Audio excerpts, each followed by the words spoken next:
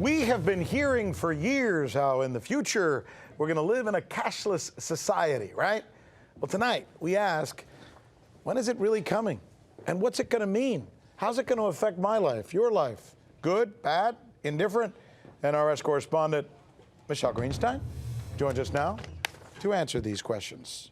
Michelle, you've been working on this for 48 hours now, or something like that. Sure. What have you found out? Well, to answer your first question of is it coming, the short answer is yes. We see the latest example today in Greece. Greeks now must spend at least 30% of their income electronically. And if they don't, then they will face a 22% fine on the shortfall. So let's say you only spend 15% right. And not 30, then that remaining 15% will be fined 22%. Now, let's remember that already in Greece, we have any bill under 70 euros must be paid either electronically by a check or by a credit card. So in this instance, using cash is not just taboo and not just financially de-incentivized, but actually illegal. But the truth is, Rick, this is symptomatic of a global trend. We had in India in 2016, the government declaring without warning that the two largest denomination bills would actually become invalid. What we're looking at now is some protests that were against this policy,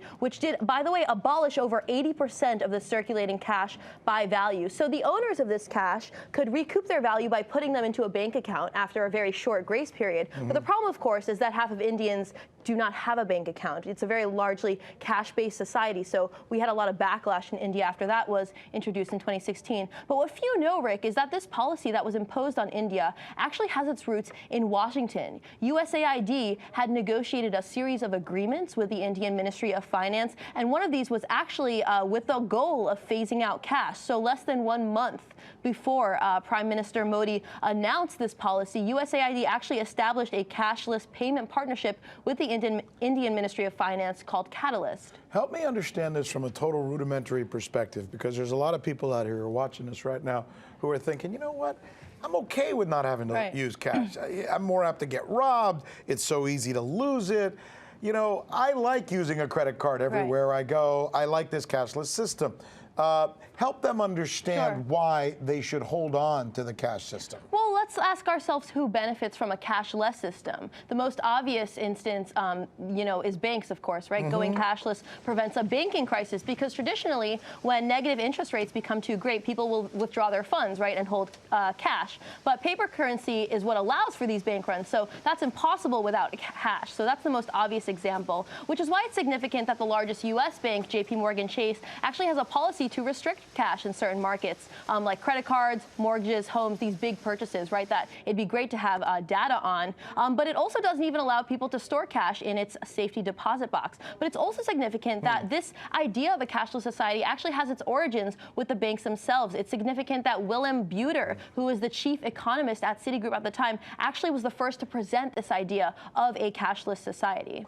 So I'm just thinking to myself, there's also a move on like cryptocurrency and other types of cash that are less apt for the government to put their hands into. That's supposed to be the beauty of cryptocurrency. Apparently it's a big deal in India right now.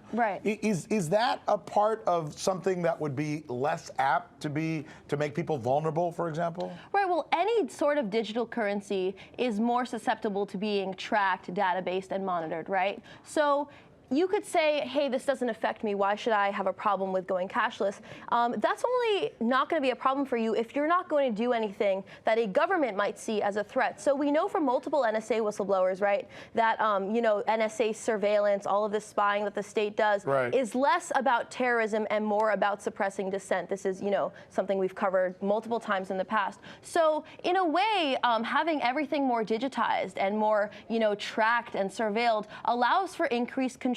So a lot of people are saying that this momentum towards a cashless society not only benefits the central banks, but it also benefits these government actors who, of course, would love to have, as much data on our lives as possible. I get it. Yeah, it takes the control away from the individual and it gives it right there squarely on the shoulders of a government. Right, simple surveillance enhancer. Which is important. Good stuff. Thanks for that report.